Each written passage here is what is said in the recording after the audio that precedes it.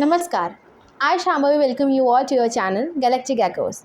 So let's start exploring the wisdom of Vedic astrology. So today we'll be doing the fourth episode of what is the rising in your Navamsa chart series, and today we'll be understanding the Cancer rising or the Cancer ascendant in your Navamsa chart. How will it lay a basic foundation in your married life? How will it trigger the events post marriage in your life? And how will it be different from the birth chart of yours, or how to decode this Navamsa rising? We'll try to figure all these questions out today. So let's start the video and let's dive in. First and foremost thing for the Cancer rising or the Cancer, if you are a Cancer ascendant in your Navamsa chart, is that it is a very prosperous sign because Jupiter gets exalted in the sign of Cancer, and Jupiter is the Karaka of that family life, and the Navamsa chart is the chart of the spouse. So what it indicates is the Navamsa chart is the beginning of that family life, right? If you get married, you then have children, and then it is a family life which you live after getting married. So it is a very prosperous sign. It is a very prosperous rising if you have Cancer rising in your Navamsa chart. So what it shows is you will have and you will see definitely a prosperous rise in your wealth, your fortune, your comfort post marriage. Whenever you get married, you will see all these things in your life getting better, you getting all sorts of luxuries, comforts, I must say, and all sorts of homely comforts, emotional security in your life. So these all things will be brought in by the event of marriage in your life. So let's say if you are a fire ascendant in your birth chart and then you became a Cancer ascendant in your Navamsa chart. So what it shows is that you were more goal oriented, you were more passionate and that achiever sort of a personality before marriage, and after you get married you are more emotional, you are more sensitive towards the emotions of everyone, eh, in a general way. You are more nurturing sort of a personality, mother like nourishment. You want to give all these things to your family, to yourself, and to everyone who is present around you. You would want to take care of them. So yes, it shows that you, whatever things you do in your life, being a Cancer rising in your Navamsa chart after marriage, is because of the family. You want the family to have those all comforts, and the family is the most important thing in your life. It becomes most important thing in your life because providing emotional security, physical security, and everything to them, homely comfort, all sorts of comforts, it becomes the goal and aim in your life. However, there is also a negative side to this rising as well, that you might also, because of that over people pleasing behavior, you lose your own individuality. So you will see this with the Navamsa rising, that let's say it's an example that you want to eat rajma chawal someday, but because of your family saying that they do want to eat something Chinese, so you will say that okay, we'll go for Chinese. So this is a sort of a thing which you will love doing sacrifices for your life, which can ultimately lose your individuality. So this is something which you have to see, especially if moon is placed in the watery element signs in your Navamsa chart. If it is placed in the earth element signs, then it is good. If it is exalted, then it is very good. It is balanced, it is in a stable environment. But if it is placed in the first house itself, or in the fifth or in the ninth house, then yes, it can show that exaggeration of that kind of behavior in your personality. So this is something which you should look for. You can also see with this rising in your life that you will be more calm, you will be more composed after marriage, and you will see that marriage setup and that marriage relationship with your spouse as a very serious thing. You will take that as a very serious thing. It is a duty, it is a responsibility, and it has to be taken care seriously. So this is something which you will see with this rising. Also, there are times when you will feel emotional drain. Why? Because you become a very sensitive and emotional kind of person, that if someone hurts you, you will take that thing into your heart, and it will hurt you to the bottom of your heart. So this is something which you will see with this placement, because you have transitioned into a very much sensitive personality. As I've said, that the Cancer rising Navamsa is something which is very much prosperous thing. So you will have that ample amount of prosperity in your life after marriage. But because it is a watery element sign, so you will see that you earn good and you spend good also. So there would be that, constant inflow and outflow of money in your home, in your family, in your life. So maybe you will, with this rising, won't be able to save much, but you will want to experience all the luxuries, but there won't be any sort of money drain unless or until sun is badly positioned in your D9 chart or in your Navamsa chart. If sun is damaged in your birth chart as well and in your Navamsa chart, then it can show the drain of the money. But if it is in a good position, in a very, in the 10th house exalted sign, or in its own house in the second house, so yes, it will show that you are spending on the luxuries, and there is nothing sort of a draining thing, the money getting drained thing in your life, because you are very much sensitive, and you think that everything should be outrightly uh, spoken. It shouldn't be beating around the bush sort of a thing for you. It won't be ever beating around the bush sort of a thing post marriage. You would want to say everything on the face of it. You won't be able to balance it out, you won't be able to judge it out. Will it hurt the other people or not, will it be good or not? But you would want them to connect to the reality and to the practicality. So maybe your words sometimes they fall on someone like a slap, but this is your personality which can also harm you in certain ways. But that too has to be checked and analyzed from the whole Navamsha chart. Now if you have a Vargottam Lagna, so basically if you have Cancer rising in your Navamsha chart and Cancer rising in your birth chart also, so what it shows is that you have a blessed life, you are very much blessed, and you will have a long life, you will have a prosperous life, and all these things will be uh, bestowed to you by the blessings of Lord Brahma, because Lord Brahma rules all the movable signs, and Cancer is a movable sign. So Lord Brahma will be bestowing all these things in your life post marriage. But the important thing which is to be noted here from the perspective of marriage is that Vargottam Lagna is not considered very much good from the perspective of marriage, but it is considered very much good from the perspective of prosperity, but not so good from the perspective of marriage. Why? Because D9 or Navamsha chart is not a single entity chart. It is a chart of two entities, you and your spouse. It is the intermingling of the energies of both you and your spouse. So if you are Cancer rising in your birth chart and you still remain Cancer rising in your Navamsha chart, is that you don't show any change. There is no change. Like we change our habits. A guest arrive in our home and they stay for 2 or 3 days, so we have to change our habits according to them, so that they feel comfortable and we also feel comfortable. So this is something, because getting married is not a one day thing. It is the contract of the for the whole life until you get divorced, but that is a different thing. But yes, it is a contract that you and I will be steering through the challenges in our life like a team. We are in the same boat, and if you are not changing yourself, it might hurt your partner.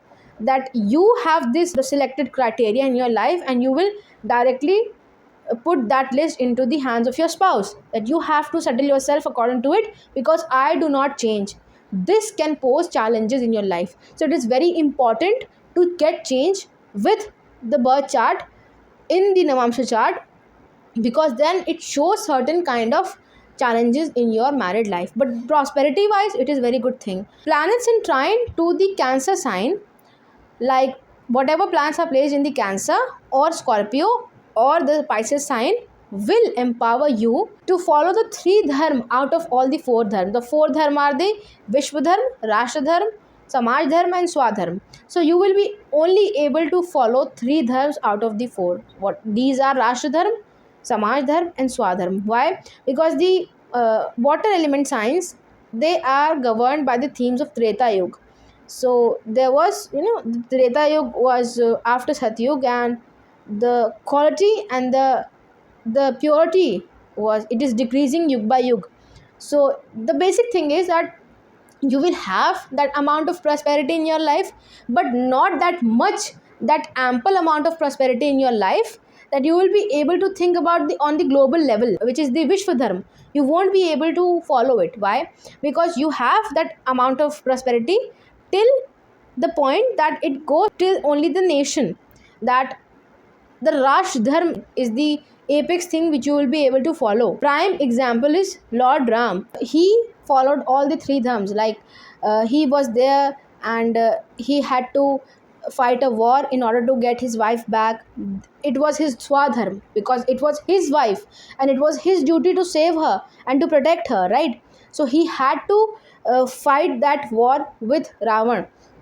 Now the second thing is, he Lord Ram also respected the Samaj dharma. What is the Samaj dharma? Now it is a very complex thing. Samaj dharma is the, society, the idealism in your society, whatever is prevalent in your society. In today's world, we are working towards, the education of the girls and all of these things. But back then, it was because of a person from the society asking him and questioning the purity of his wife. He had to abandon his wife, Devi Sita, although he didn't want to do that, but he had to because he was a king. And after that, he was a husband of his wife. So he had to establish that Samaj Dharma. He had to establish that righteousness in his society. He had to uphold the societal values of the kingdom, of the place he governed, he ruled. So that is why he had to let go of his swadharma, which is his wife and the relationship with her. He sacrificed that thing, right, to establish the Samaj dharma. And then he was the king of Ayodhya, and he had to maintain a good, prosperous kingdom of his. He has given this concept of Ram Raj, which is a political concept of welfare state. It has been given by the people of Ayodhya and by Lord Ram. The welfare state is being coming from that, since that time. So the concept of welfare state is something which he gave. He wanted the welfare of his people, of his kingdom. He wanted them to live a peaceful, prosperous life. So he also established the Dasht Dharma. And he was so much busy in doing all of these things that he never had a chance to contribute towards the Vishwa Dharma, which was the ultimate fourth dharma, which cannot be achieved in the Treta Yuga, because the purity of the Yuga was decreased, right? Satyug was when people could have done all the four dharmas, they could have followed all the four dharmas. So this is how we'll, decode it. Now the Swadharma is you winning bread for your family, you taking care of them. Samaj dharma is you having a good relationship with your relatives, with the people who are closer to you, your kith and kin, and people who are well wishers of yours. You have to uphold the societal values. You don't have to vandalize the society. And the Rashtra Dharma, which is the dharma towards the duty towards the nation. So this is how we decode this placement of the Cancer rising in your Navamsa chart. Now, because of the fact that you don't have that ample amount of time and resources to think about global issues, to think about Vishwadharma, is something which has to be analyzed from the whole chart. Why is it so that you are not able to, think of the global issues? The reasons will be differing for all the particular placements in your Navamsa chart. Because the benefic energy of moon is ruling your Navamsa chart, so it won't give any challenges until or unless any malefic energy or any malefic planet is present in the 4th, 7th or 10th house. So you would want the perfect Navamsa chart is the chart where the 4th, 7th and 10th house are empty. This is something, a really major thing which no one has told till now, because the 4th, 7th and 10th houses of your Navamsa chart are the most important points in your life. They can completely differ the results. So this is something which you have to see in your Navamsa chart. Also, moon in the Kendra houses or in the Trikona houses, basically 4, 7, 10 or 1, 5, 9, can amplify the good or bad results. But the good results and the bad results are to be then studied and analyzed from the whole chart, from your whole Navamsa chart and your whole birth chart. Superimposing them, we'll be able to know what is happening, what is actually happening in your life. So all sorts of Cancer qualities will be there in your marriage. Nourishment, caring, comforting, homely comfort, emotional security, all these things will be present in your family life, in your married life. Because the first house of your Navamsa is the first house of yours. It is indicating you in the marriage, you plus your spouse in the marriage. And the first house of your Navamsha chart is the seventh house of your partner, of your spouse, because this spouse is seen from the seventh house. So your seventh house of the Navamsha chart becomes the first house of your spouse. The first house shows the perspectives of the marriage which are seen from your spouse's side. So your partner being a Capricorn is seeing you as a Cancer rising in your Navamsha chart. It shows us that he's a very hardworking personality. He's very serious. He's very timetable oriented sort of a person, scheduled and all of these things. And he wants you to be nourishing, comforting, emotionally secured, that sort of a personality. He want to engage with that sort of a personality, which you will become eventually when you get married. So also it shows that being the Cancer rising, your family post marriage will be very much either they'll be very much arrogant, they'll be very much creative, or they'll be very much famous. So all these things or either of them will be present in your life. You will be very much organized in your speaking skills. You will calculate your speaking skills. You will judge each and every word of yours. You will be thinking, and you will be nitpicking words in your speech. This sort of a personality you will become. You will also have, you can also do some detail work from your hands, or from your basically hands post marriage. So maybe you are a architect. You'll have a balanced approach towards life in your home. So you would want to have, if you will diet your kids, if you're having a movie night on the weekend, then you have to play outdoor for these or these 5 days, and you should be exposing towards the sports. Or that's kind of a balanced personality you will be having. Also your spouse might have a balancing profession, or a profession which might indicate building something, like structurizing something. Like he will be the person who is in the structurizing team of something. He'll be structurizing either, it can be creative thing, it can be he can also be a lawyer. So it can also be a architectural thing, it can also be an engineering thing. That depends on the whole chart. Your children, they will be very much rebellious, they'll be very much mysterious, they'll have that inclination towards mysterious, occult, astrology, also towards science and what are the mysteries of the world. So these will be the personality they'll be having. You can also be working towards some religious uh, NGOs, like the NGOs who are working for the people and for the spiritual awakening, like ISKCON or something. You will be connected to that thing post marriage, or you'll be very wise, and you will have that wisely selection of the daily chart and the daily routine of yours. You will be very much inclined towards your mentors and your gurus, and they directing your daily routine, and they helping you to get out of that, your deaths, your diseases, or clashes or challenges in your life.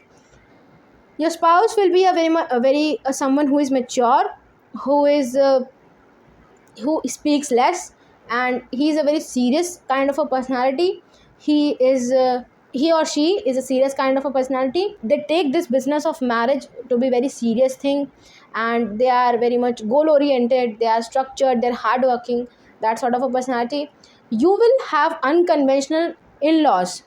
So that basically suggests is that maybe you are the person who is sleeping at the 10 p.m. and your in-laws are the people who are exploring the world in night. That sort of a personality, that they are the people who are sleeping at 4 a.m. and you should be the ones who are be sleeping at 4 a.m. and exploring the things, and watching the shows late nights. All these sort of unconventional thing will be there. It will be present in your in-laws especially. And your unconventional, non-conventional behavior will also be shown in the shared assets between you and your spouse post marriage. And both of you can also invest in cryptocurrency. So there will be that element of Rahu in your shared assets post marriage, in your secrets, in your in-laws, all of these things. Your mentors and your gurus will be very much, they can be foreigner, the first thing. The second thing is that you might also travel, you might also go on long travels to foreign places. You can also connect spiritually to you know the divine when you are traveling. So this thing can also be seen. You will be very much competitive and goal oriented and the achiever and go getter sort of a personality in your profession post marriage. You would chase something and then you'll achieve it. You would definitely want to achieve something. So this shows your behavior at your professional front after marriage. And your gains will be very much materialistic. They can be they can also be in the fixed asset sorts of, or your bank balance going upward. You can also have incoming gains in jewelry or fixed asset. Basically all sorts of fixed assets will be the sort and the version of the incoming prosperity, incoming gains in your life. Like someone might gift you a plot for doing something for them professionally. So this is how you will have those incoming gains in your life after marriage. Your spirituality will be, you will propagate your spirituality. You will want to converse and debate on that. You would want to get into debates and get logical solutions. You will be very much curious about knowing the spirituality, the spiritual word, the foreign spiritual practices, the foreign spiritual cultures. You will be very much curious about researching them, knowing them. And this kind of a personality. You can also explore your sensuality at foreign places. So this is a whole basic understanding of you being a Cancer rising in your Navamsha chart, and how you will have different areas of your life affected with it. So in nutshell, the two major important things to assess or to study, if you are understanding, if you're trying to understand the Navamsha chart, is that first of all, you have to study the transition of the element. So the interesting fact is that if you are a Cancer ascendant in your Navamsha chart, you cannot be an air rising in your birth chart. So you cannot be Gemini, you cannot be Libra, and you cannot be Aquarius. So apart from these three signs, you can be any sign in the world. So all the 9 signs are open for you. You can be Leo, you can be Taurus, you can be a Scorpio rising in your birth chart, and then you have transitioned into the water of Cancer. So basically what it shows is the element shift is very important to check if you are not a Vargotam Lagna. So let's say if you are an Aries rising in your birth chart and you have transitioned into the water of Cancer, so it basically shows you were the passionate one, you were that having that fiery energy in yourself, and now that is all of that fire has calmed into something more nurturing, nourishing and caring sort of a personality. So this is how we check the transitioning element from the birth chart to the Navamsha, which is very important to check in the Navamsha reading. Now the second important thing is that you should check, if you are not a Vargotam Lagna, where the Cancer sign is falling in which house in your birth chart. So let's say if you are a Leo rising, so your Cancer sign is falling in the 12th house. So the 12th house themes will be the triggering point in your life, which will be affecting and which will be activating the transition and the transformation related to the Navamsha chart. So you settling into a foreign place, you getting spiritually awakened or spiritually connecting to someone or something, or to the divine, and your something happening in your bedroom, basically in your private home and your private room, will then directly activate your Navamsha chart. Like this can also show that you meeting your would-be spouse in a hospital or an isolated place setting or in a foreign land. This can also indicate these things. So it is very important to look where Cancer sign is falling in the birth chart of yours. That will determine what will be the reasons behind your Navamsha chart getting activated. So this is how we decode the Navamsha rising. And if you specifically want to see that I am this rising and Cancer sign is falling in this house of mine, how will it be activating my Navamsha chart? So check out the playlist. I have given the link in the description, so you can check your particular birth chart rising, and I've discussed the relevance of the sign according to the house.